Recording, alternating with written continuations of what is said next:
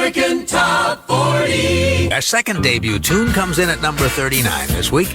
A veteran hitmaker who's had 31 chart records. This is number 31. It's titled, I Like to Live the Love. Mr. B.B. King, Blues Boy King at number 39 in American Top 40. I Like to Live the Love. Casey's Coast to Coast. At number 35, here's an artist whose very first hit went all the way to number 1 on the R&B charts 22 years ago.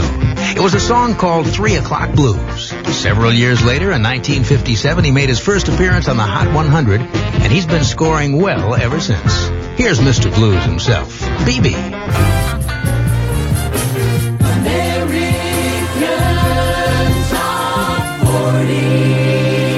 Now I have the latest hit by one of the busiest men in America. He's the world-famous blues singer and guitarist B.B. King, and he hates to let a day go by without working.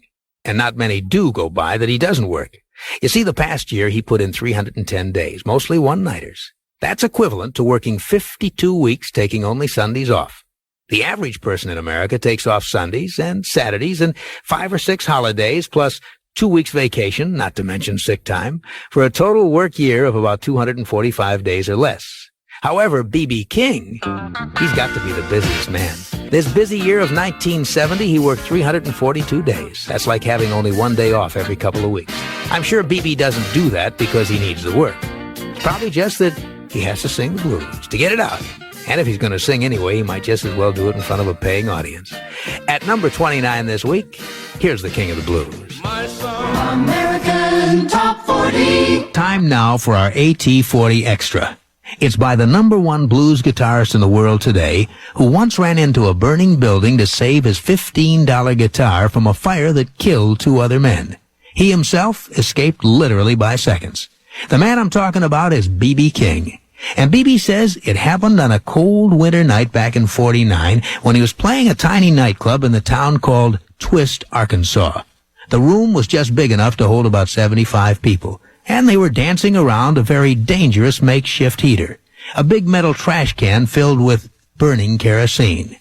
Well, during the evening, a couple of guys got into a fight, and that can of kerosene got knocked over. Instant inferno. People pushing and shoving and stumbling over each other trying to get out of that blazing building. Now, B.B. King was right in the middle of all that stampede, and as soon as he got outside, he realized that he forgot his guitar. Now, that instrument had cost him only $15.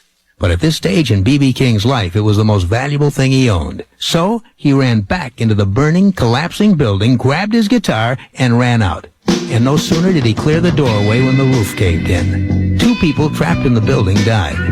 That's the story B.B. King tells. He says, the next day I found out those 2 guys were fighting over a lady named Lucille. So I named my guitar Lucille to remind me never to do anything like that again. Well, there have been 14 Lucilles in B.B. King's life since then, and you can hear the 1969 edition right now on our American Top 40 Extra. B.B. King and The Thrill Is Gone. American Top 40. We're coming to you from Hollywood. At number 26 this week is a song that brings a blues band back to the top 40. Been a long time, too. The last blues artist to hit the top 40 was the king of the blues, B.B. King. In 1974, he took the song I Like to Live the Love to number 28. Now, here's a blues update from the Robert Cray Band. Their hit's called Smokin' Gun. Music. There's a blues boom going on in Hollywood. First, the House of Blues, and now here comes B.B. King's Blues Club. The guitar legend opened his first one in Memphis a few years ago, and now he's opening another one right here at Universal Studios. It'll be at the outdoor mall of shops and restaurants called City Walk. Recently, at a pre-opening celebration, the Universal parking lot was packed with more than 1,000 invited guests.